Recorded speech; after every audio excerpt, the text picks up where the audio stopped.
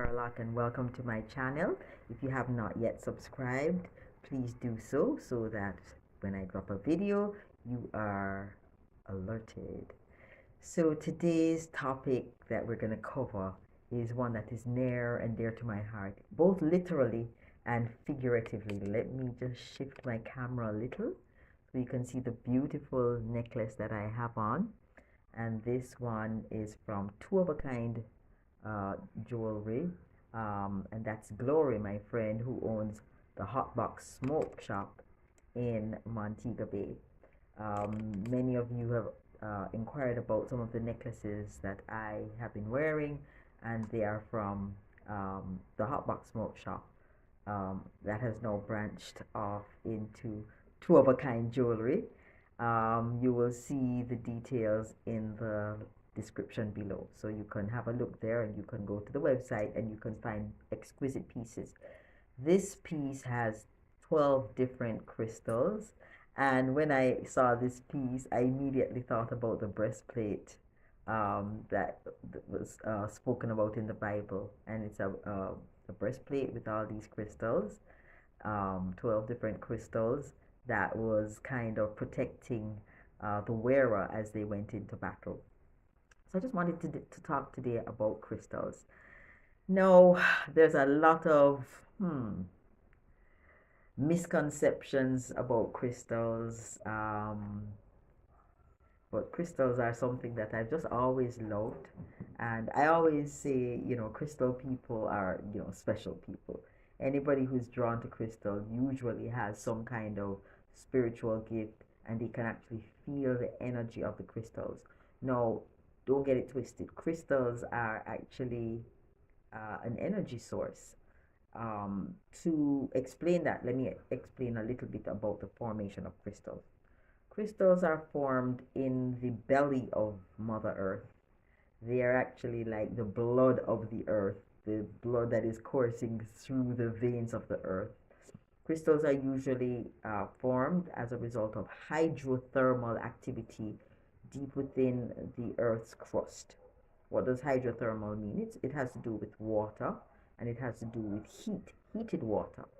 So water in the earth that is heated and has particular minerals and elements in there that give it the color and the crystalline structure. So of course every mineral has a slightly different chemical composition, and it is the chemical composition and the mineral composition that results in the colors that we associate with different crystals. So crystals that are red or green are usually iron rich crystals. Crystals that are blue, green, teal, they're usually copper rich crystals, and the list goes on. Okay, now why are crystals so powerful? So if you were to think of it, it takes millions of years for crystals to form, millions of years of heat, high heat, high temperature, sorry, high pressure, and melting sometimes. So when there's hydrothermal activity and veins of heated water shoot through the Earth's crust, then it cools and it crystallizes, and that's how you get crystals, right? Now, crystals take on the intelligence of the planet. I know that sounds really crazy, but think about it. If you have a crystal that is over 400,000 years old, because it took that long for it to be formed, wouldn't it have acquired a certain amount of intelligence? Yeah. So literally, crystals have the wisdom and intelligence of the earth, of hundreds of thousands of years, some even millions of years. If we think about diamonds, for example, it takes millions of years for carbon or coal to be converted to diamond. Millions of years. So diamond is, of course, like one of the hardest crystals, and of course one of the most precious crystals. Now, energetically, why are crystals important? Crystals have the ability to affect your energy field, and so this is why they always talk about crystals as healing crystals, and crystals having the ability to heal you. Now, crystals won't necessarily heal you from a disease, but what crystals are able to do is that they are able to heal your energy field. And your energy field technically is where diseases start, because your auric field is made up of the 7 layers: the causal layer, the etheric layer, the all of the layers. And so sometimes the trauma or the memories or the negative thoughts are stored in our energy field, believe it or not. Sometimes a lot of people will find that if they're feeling a little depressed or they're feeling a little off kilter and they take their crystal, like I have some beautiful crystals here, and they just hold them, they will feel a shift in their energy. Yeah. So people tend to carry their crystals around. They tend to wear crystals around their neck, on their ears, on their bracelets. Now, these crystals will, because they're sentient and they have intelligence, they are able to know exactly what it is in your energy field that needs to shift. If you're a sensitive person, then if you go into a crystal store, you're going to immediately feel like you're being nourished because of all the energy emanating from the crystals in the crystal shop or the crystal store, right? Now, if you go crystal shopping, for example, here's the hint. If you go crystal shopping, don't just go crystal shopping for the thing that you read in the book. Oh, this one is good for love, and this one is good for a broken heart, and go into the crystal shop and look around, and whichever crystal you're drawn to, that's the one that you need in this space and time that you're seeing it and you're drawn to it, because they are there to balance your energy field, right?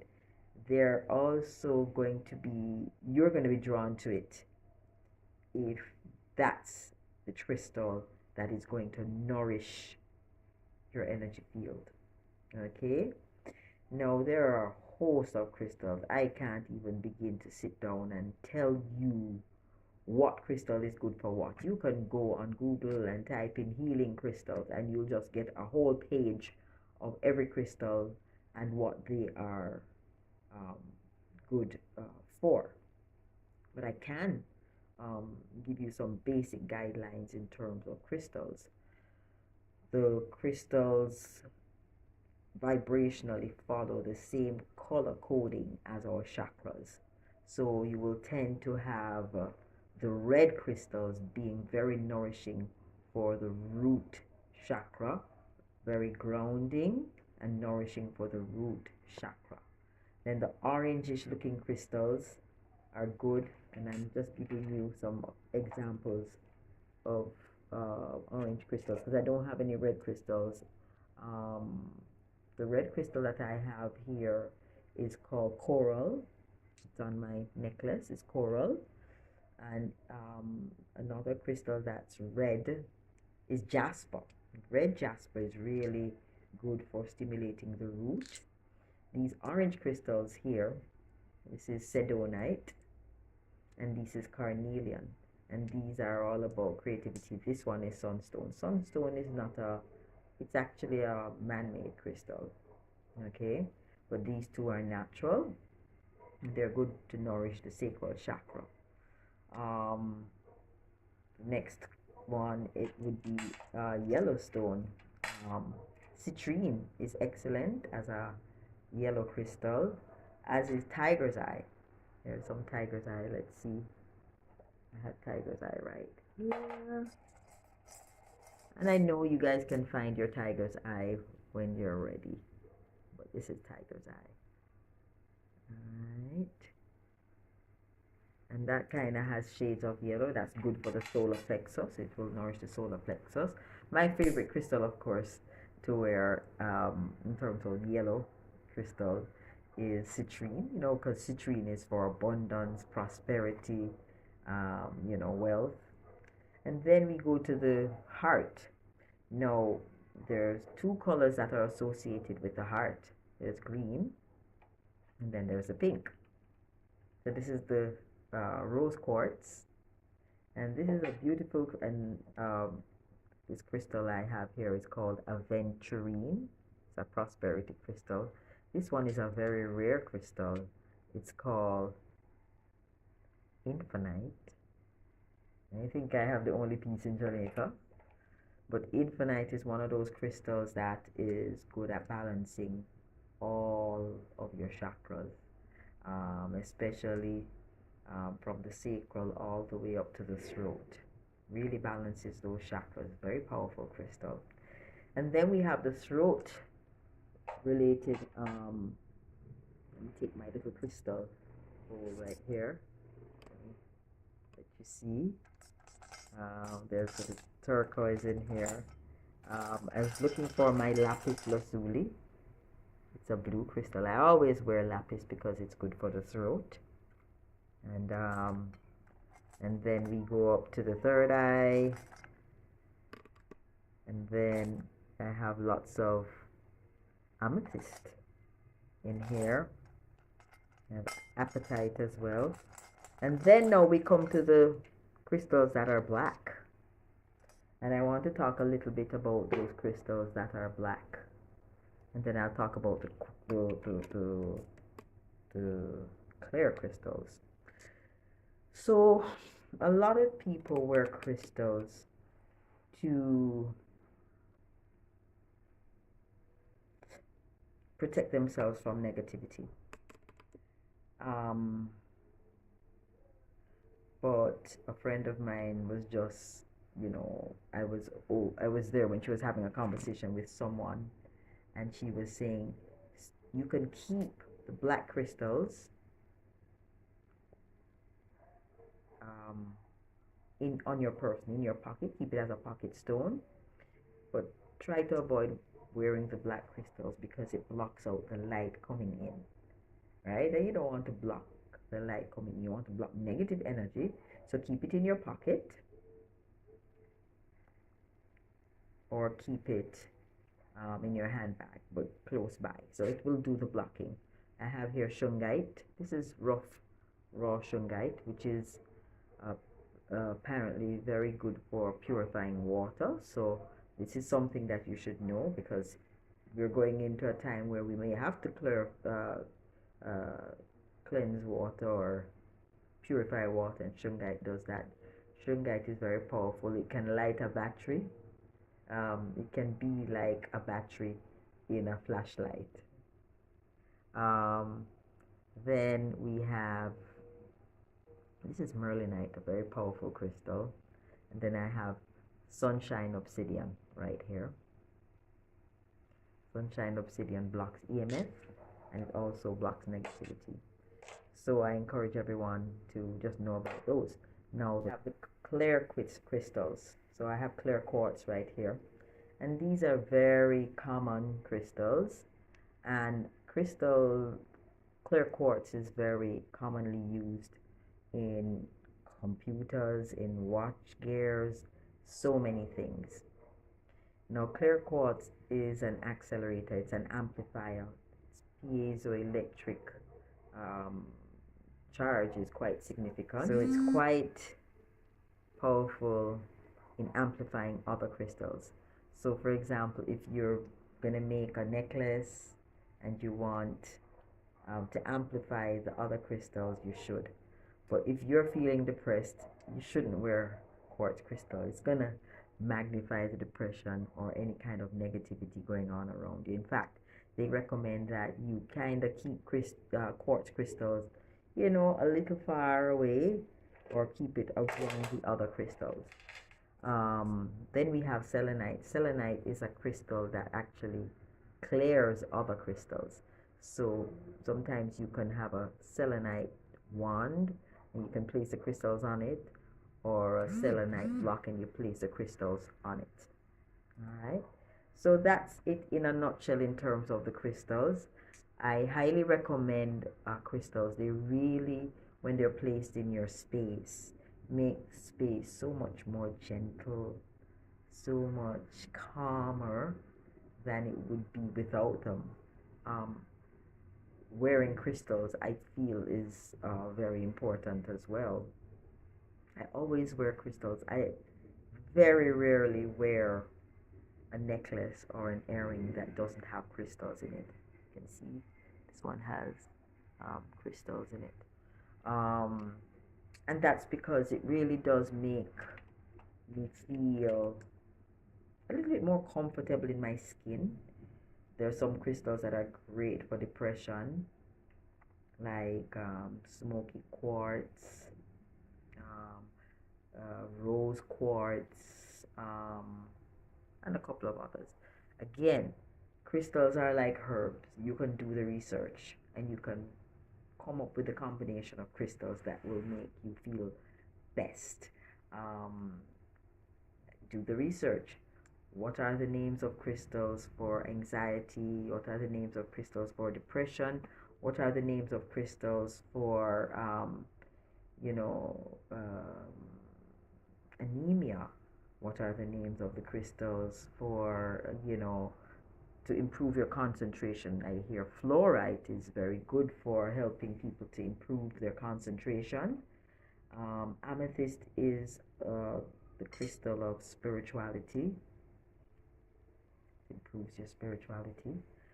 Then there's crystals for protection. Here's this one. This one is called angelite. It's a beautiful piece.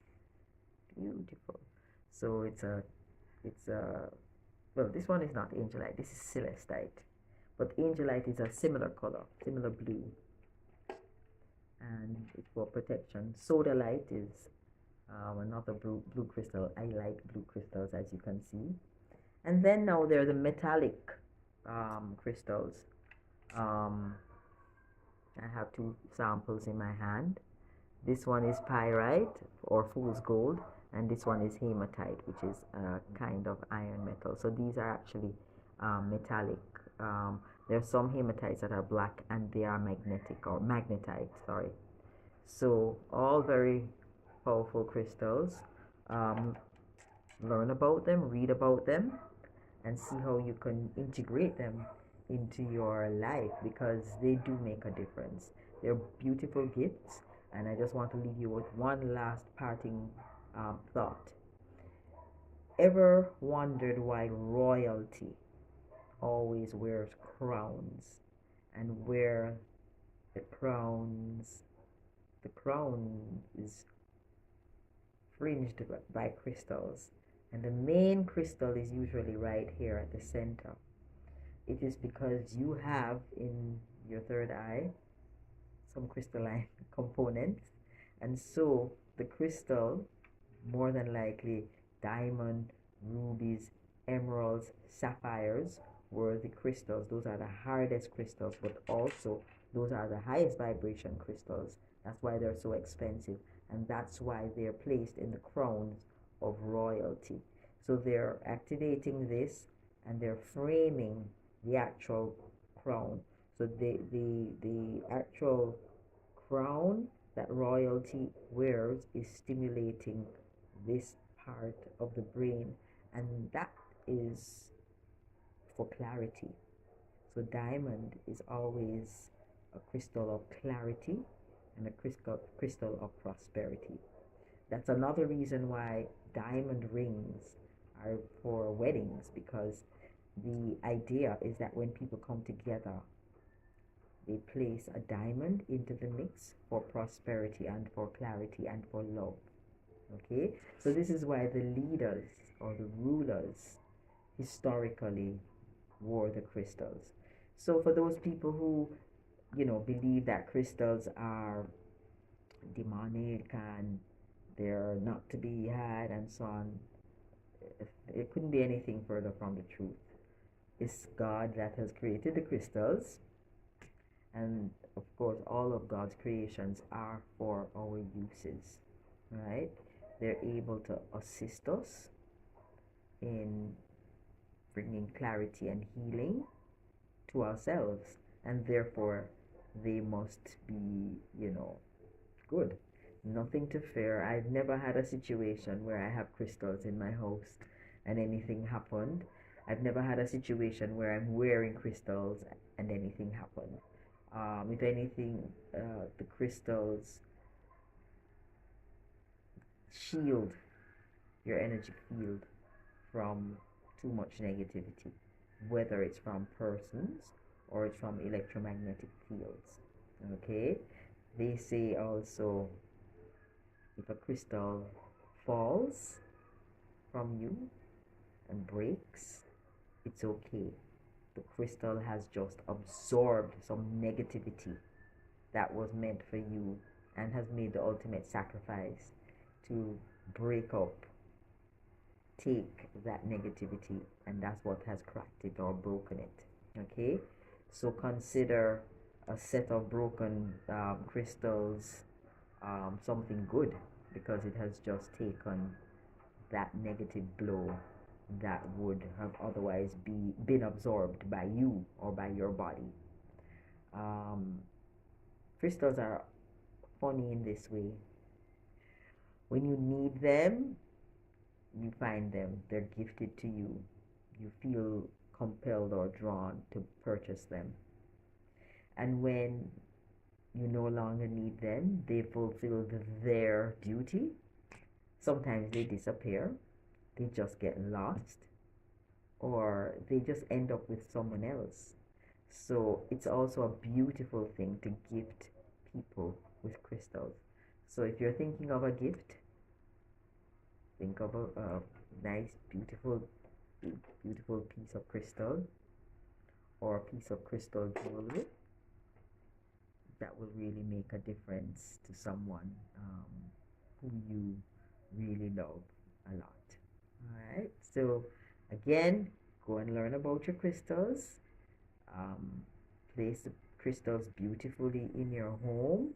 They definitely shift the vibration in your home. Wear the crystals when you get a chance.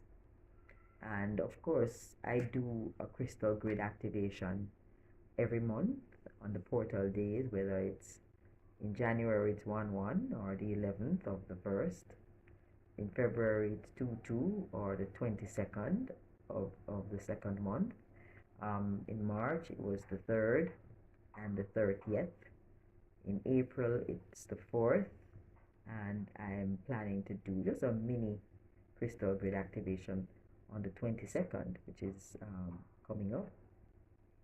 And in May it's going to be on the 5th of May, and in June it's going to be on the 6th of June. So if you are inclined, please feel free to join the crystal grid activation. You can find out about it on IG, my page on IG, or on Wellness Experience Jamaica's IG page.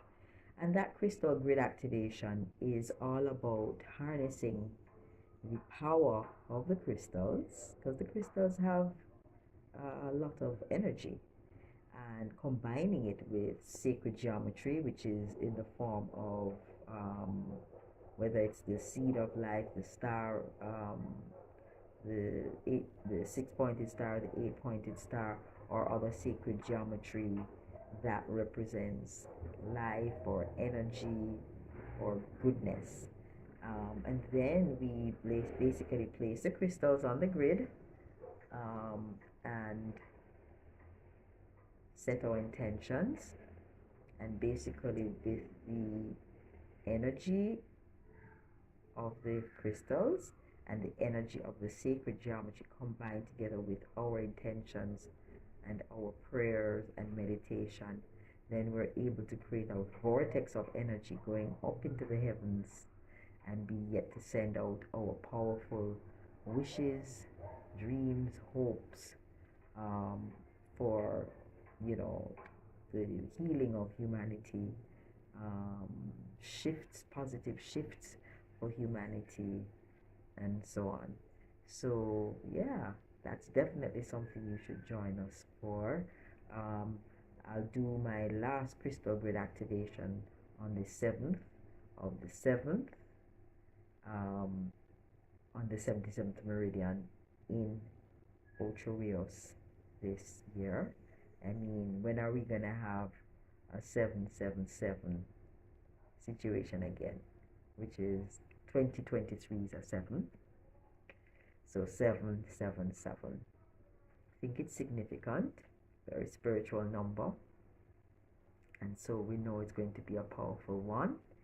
So keep on watching this YouTube channel and also my Instagram page. You can follow me at Paula Hurlock or at Wellness Experience Jamaica.